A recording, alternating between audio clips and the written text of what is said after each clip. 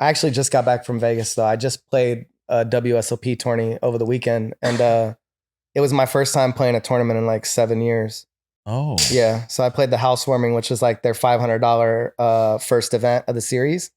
So it's a low buy-in, but they got 18,000 players in 4 days. Wow. Yeah. So first place ended up being like 700,000, but it went over the guarantee, and it was like a 8.8 million prize pool, you know? So it's a slot machine. Explain that. Like, how does that work? Okay. So they do 4-day ones basically, and you can re-enter. You can re-enter once a day, but it's like a big tournament. And the tournament is pretty fast for people that don't know that, like, tournament speed. So it's kind of like a turbo structure, but it's really good value because there's nowhere else that you're going to put $500 in and run good for a few days and end up with 700 racks, you know?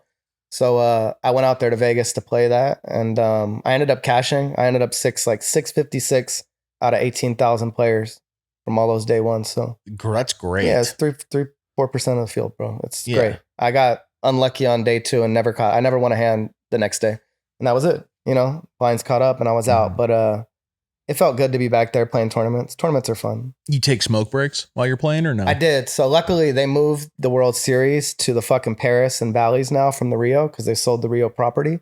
And now, so they have a smoking floor in Paris. So yeah, I was fucking roasting in my room, bro. It's still comfortable. Wow. You can go right down and then go up on a break and just be chilling, you know? It's a beautiful thing, because the Rio was like no man's land, bro. It was Pokerville during the summer, but like there ain't shit to eat over there. And you don't want to stay there if you're from out of town, you know what I'm saying? So it's kind of like, and you would be stuck because you can't leave and come back if you're in the middle of a tournament. You got like 20 minutes, 30 minutes, an hour, 2 hours for a dinner break, you know? Damn. Like, but if you could just walk up to your room, you're chilling, you know? So it's good for a smoker. That's good. Venue change. Yeah. That's crazy. It went on at the Rio for so long, I guess, you know? Yeah, because you don't even think about it. But that's all the Rio was for, really, was for poker, you know? But you needed it. To come back around, there was a period of time in my life where I was playing tournaments for a living. Yeah.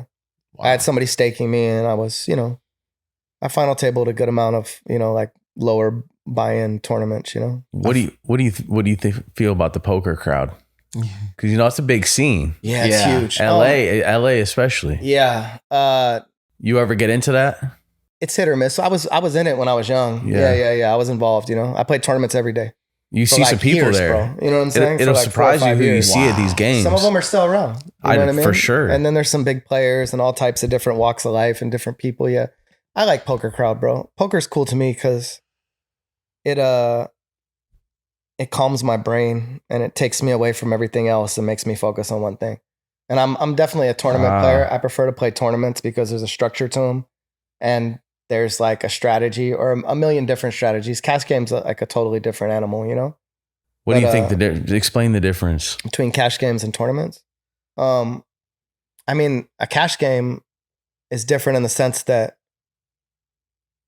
there's no like a tournament, the blinds go up and they continuously get higher. And there's a cap on how much you can win and a cap on how much you can lose because you have an entered amount. You know what I'm saying?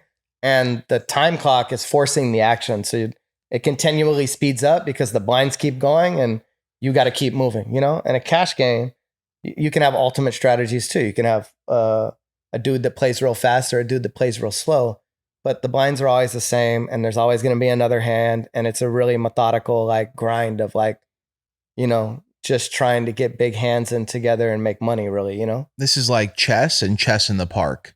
With the timer where you're like, clock where like people are around you and yeah. And it's like, really, it's like chess and then chess in the park on crack. You know what I'm saying? I think that's how it's done actually, but yeah. Pretty decent.